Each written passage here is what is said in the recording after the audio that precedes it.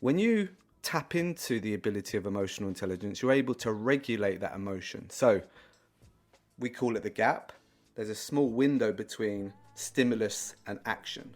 And so if we can think about ourselves and say, actually, this emotion's going to impact me right now.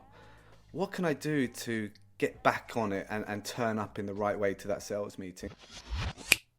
Hi, everybody. This is Josh Becerra from Augurian. Thanks for being here in this episode of How I Work. I'm super excited to introduce Ryan O'Keefe, who's joining me today. Ryan is a champion for transformation and a people promoter, emotional intelligence coach. Jago is the world's only B Corp personal brand agency specializing in emotional intelligence, supporting CEOs, founders, and their teams to develop themselves and become authentic leaders. Thanks for being here, Ryan. Yeah, thanks for having me, Josh. Really excited to be with you today. Awesome. I love your story as a co founder, Ryan. Can you just tell listeners a little bit about your background, where your passion for helping people build their personal brands kind of came from? Yeah, I'll try and give you the short version, Josh. Basically, I came from a fairly underprivileged background. And so I learned very early on how to navigate, troublesome times, should we say. But I went to a middle class school, so I was observing people from different backgrounds from as long as I can remember, and also understanding the differences those different types of people have, the different challenges they have. And what I realize is we all face challenges, no matter what class or background we come from. We all suffer at some point, and predominantly it's fear of being our true selves. And so I developed an ability to interact with many different people. I landed a job in sales for the UK's largest sales organization at the time, which was Yellow Pages, and went from the bottom, selling ads for 79 quid on the phone, telesales. And I ended up looking after the largest multi-million pound portfolio in that business. And someone once asked me, how have you done that? No one else has done that. And so, through my mumbled answers, they were like, wow, you've not once mentioned money. It was all about building trust with other people. And so since then, I've gone deep on this subject of emotional intelligence because that's the thing that's really saved my life. It's helped me become successful, both personally and professionally. And I see my role as the people promoter to help other people uh, increase their consciousness and awareness around their own emotional intelligence and how that can affect their well-being and performance. I absolutely love that. Like, the key to success wasn't about money, it was about trust, relationship building. I'm a big believer in relationships and kind of just relational leadership in general. So, anyway, I think it's a great story, and you've obviously been really successful. Um, why don't you talk a little bit about like the connections that you have made between emotional intelligence and trust and performance and well-being? Like what connects those things? Wow, it's a big question. I think the connecting point is, when, say for instance, you're in a sales environment and your job is to sell, but the truth is, before any sales are done, there's a relationship. And that relationship is built on a conversation. And that conversation usually is built on storytelling. So having the ability to firstly understand your own emotions, and how that could impact your actions, and how those actions can impact your interactions with other people. So it's the ability to be very aware of your own state at any point in time, and actually furthermore understanding how that can impact your interactions with other people. So let me give you an example, Yeah. a really crude, simple example. If you're going into a sales meeting and you've just had an argument with your partner, um, your natural default position at that point could be feeling quite angry or sad or frustrated. And if you don't recognize that before you step into that sales meeting, you're going to take that emotion into that meeting with you, which will impact your ability to build trust. Why? Because you're going to take that emotion, and that will affect and impact the interactions that you have. When you tap into the ability of emotional intelligence, you're able to regulate that emotion. So we call it the gap. There's a small window between stimulus and action. And so if we can think about ourselves and say, actually, this emotion is going to impact me right now, what can I do to get back on it and turn up in the right way to that sales meeting? I can say, I know I'm feeling angry, but I need to feel in a good position right now. I know I'm going to solve that argument later. We usually do. It's not. It's never nothing big. So let me just get Yeah. into the zone, and that then really sets you up to have more healthier interactions with more people, which ultimately determines the outcome of that relationship. And that is all about building trust. The other thing with emotional intelligence is it creates consistency. And consistency of behavior is something that people want when it comes to being trustworthy. We've all got a friend or an acquaintance that you never know which one of them's going to turn up, right? Is it going to be the moody one, the sad one, the happy one? And it's very Oh difficult. yeah. And even with brands, right? If brands talk and speak and communicate very differently, then that can be really jarring, and that can impact the level of trust you have with your audience. So consistency of behavior is critical in order to build trust with the people that you're speaking with and engaging with. Yeah, and I think that, like, as humans, as we've evolved over time, we've kind of got this really finely tuned ability to understand where another person's at when we're in that interaction with them. Like, something's off with this person today. Like, they don't have like a positive vibe going. Like, you can like feel that. So, Yeah. yeah, being able to like understand, okay, I can't walk into this sales presentation exuding this kind of negative vibe. I gotta like turn it on. I gotta like switch my mindset and make sure that I'm exuding a good vibe if I want this to go well. um, because I do think that, like, as humans, we kind of innately like are connected in that way. We kind of can perceive when something's going a little bit off with another person, don't you think? 100%, Josh. A lot of people are picking up on the non-verbals. So how you walk into a sales meeting, people can read how credible and believable you are by the way you deliver, right? And sometimes I've had off days where I've walked out of meetings, more in my junior sales career, where I was thinking I really didn't represent myself well there.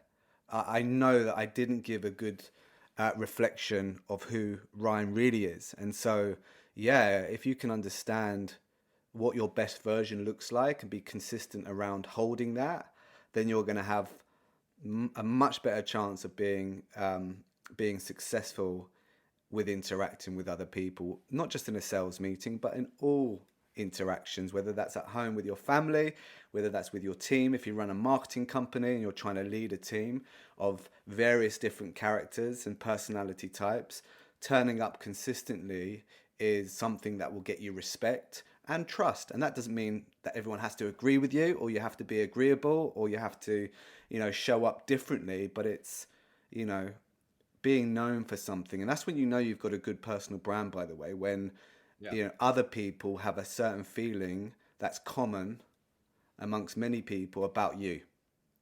So it's Right. what people Well, let's think about you when transition. yeah.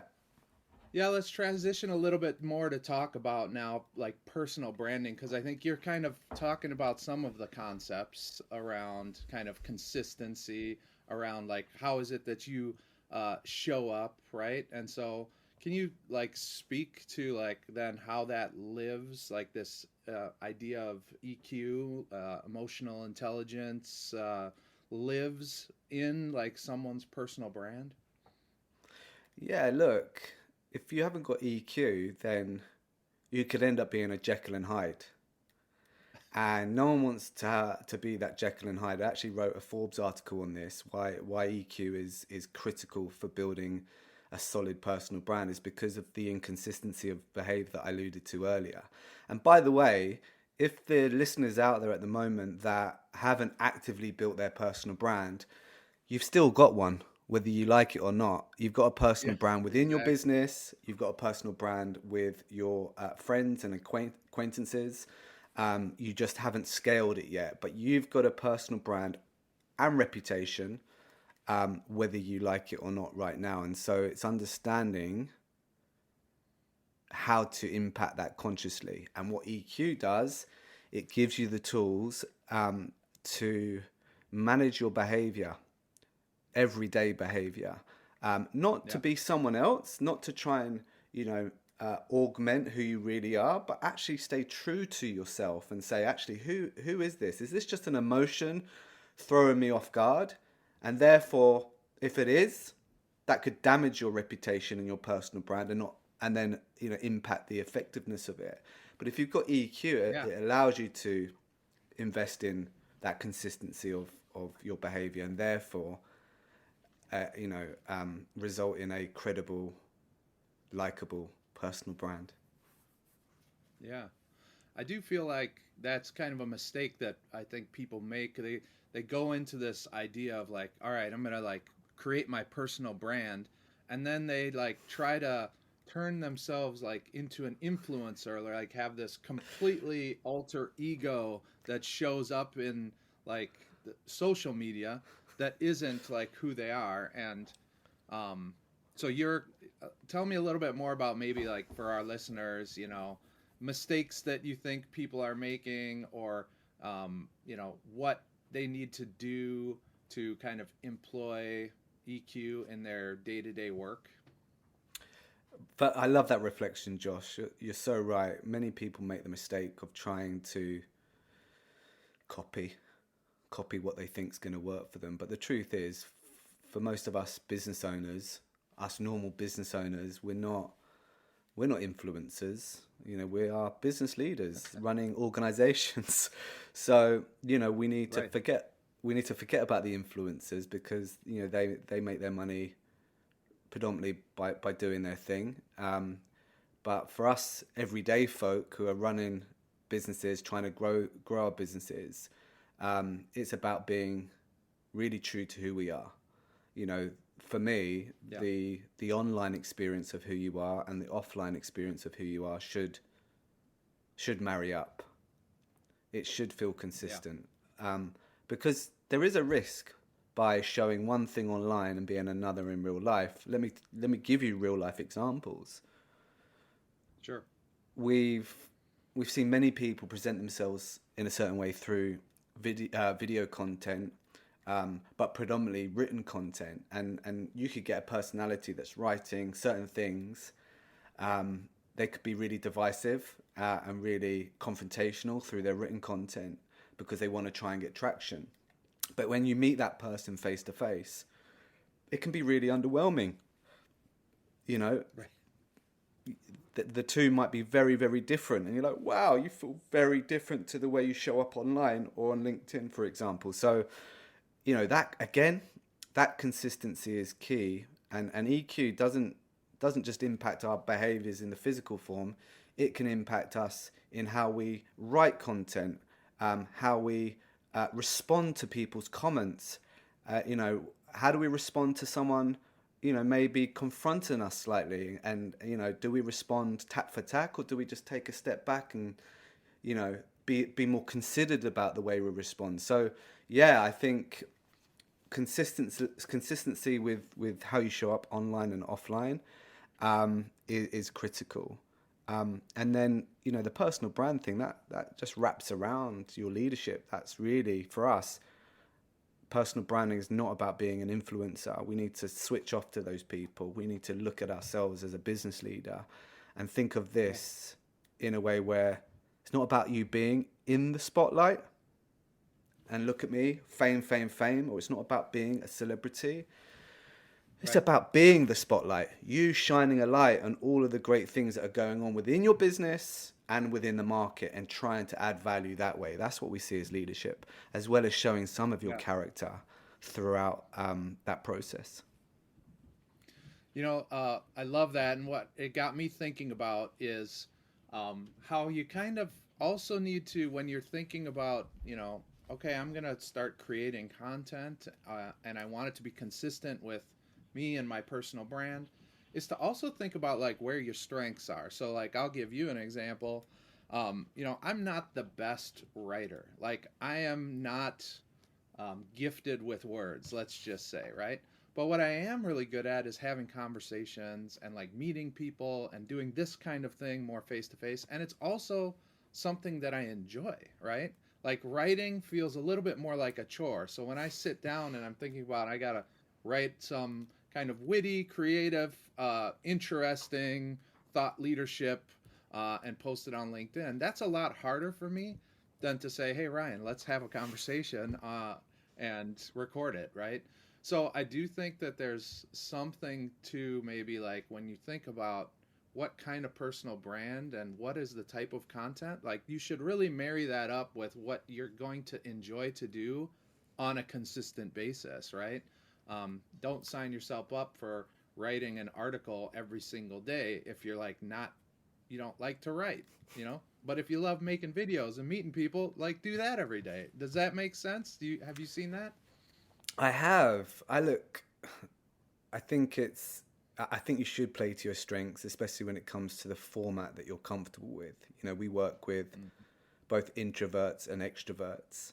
Agency owners, a lot of them are introverted, very creative people, and so therefore, writing actually suits them. Being a writer suits them. Put them in front of a camera, then that becomes more of a challenge. But yeah, I think starting off, I think you should really double down on your strengths. But as you move forward, I would encourage people to stretch themselves outside their comfort zone, because having that mixed format of content is life changing. Being able to speak in front of the camera or speak on stage changes the whole game for any business owner. It really does. When I've seen our clients speak on stage, one, they generate massive amounts of business from it, if it's the right speaking opportunity. And two, they are really seen to be the authority in their space when they step up and speak on stage.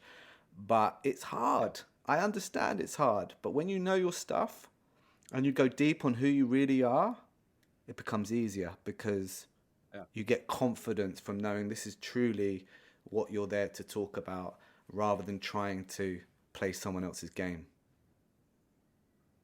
I love that. That's great advice. So when we prepared a little bit for this call, we were talking about the changing landscape, and in the marketers' world and the whole world, everybody's talking about AI and all these new tools. And so I'm curious, and I know that nobody's an expert at this. Like it's all very new, and we're all just kind of in research mode, trying to figure out like how is this really going to impact. But do you have any thoughts like on how EQ and like personal branding is going to look and change in the future when like people can get, you're talking about be true to yourself and consistency, and like if I have AI writing a bunch of content for me, how true is that?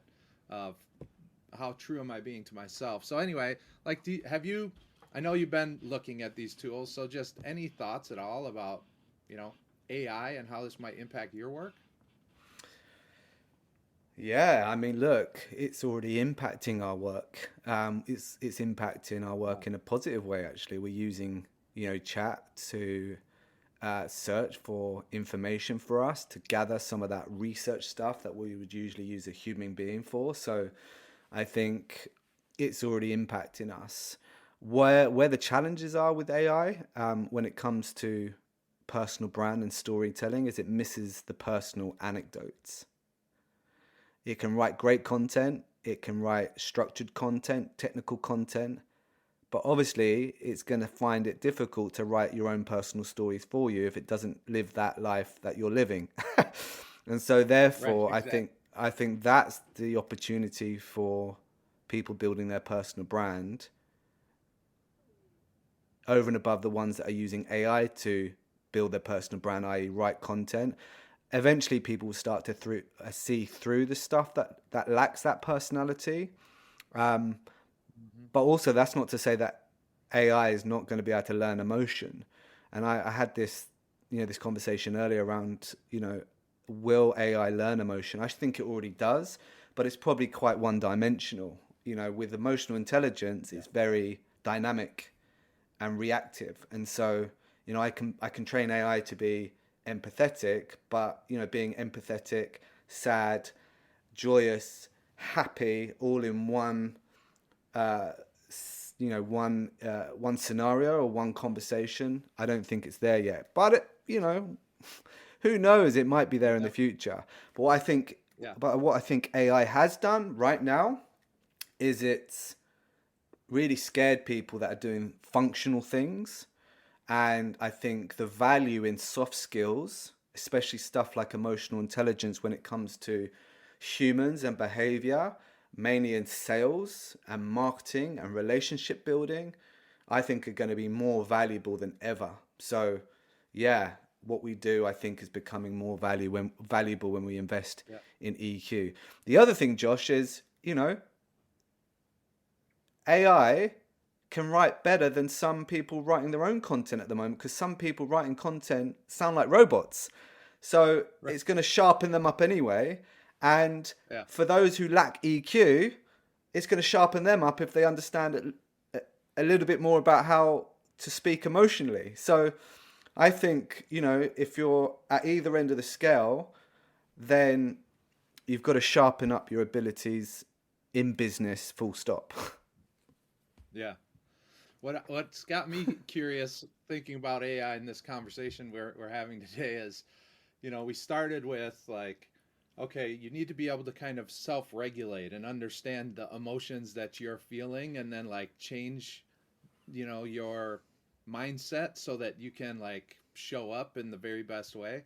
So like thinking about how robots might actually be able to learn that. So like I get what you're saying where like they you could teach some a robot empathy, but like having them or to be angry, but having them understand that like I am I'm feeling angry and I should like moderate my behavior and move it towards empathy is going to be like I don't know. That's going to be really a moment when we start seeing that kind of stuff.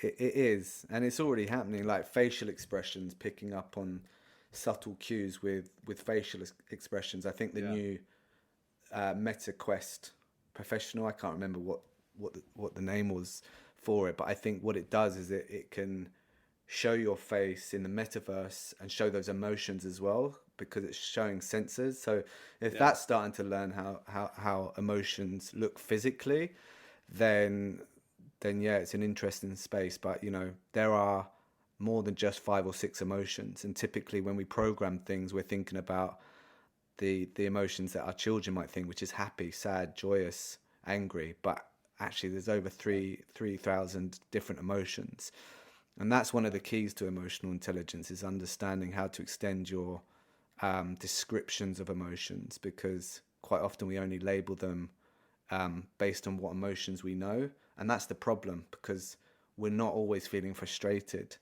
There are layers to those emotions, but when you expand your vocabulary on those emotions, you're able to label them appropriately and then act. So it Yeah. guides your thinking and behavior. Yeah, going forward. I love that. Yeah. Ryan, this has been an amazing conversation. I really appreciate your time. I do know that you have been featured in a number of books. Why don't you tell the listeners a little bit about those two books and then we'll wrap it up here. Sure. So the first one is for all of the agency owners that might be listening. It's a book called Agency Nomics. It's about helping you scale your business beyond to the first 5 million. And Yep. we are featured under the personal branding section. It's a really good practical guide on how to scale your agency. And the second book is B2B social selling strategy. So for those that are trying to sell more using social, you know, actually there's a feature section in there for personal branding that we collaborated on. So take a look at those. The authors for that was Julia Anderton, and this is my friends Spencer Gallagher and Peter Hall, who run Agency Nomics, and both can be found on Amazon or other Awesome. bookstores. Well, Ryan, I really appreciate your time. This has been a fascinating conversation, and that's going to do it for this episode of How I Work. Thanks so much. Thanks, Josh.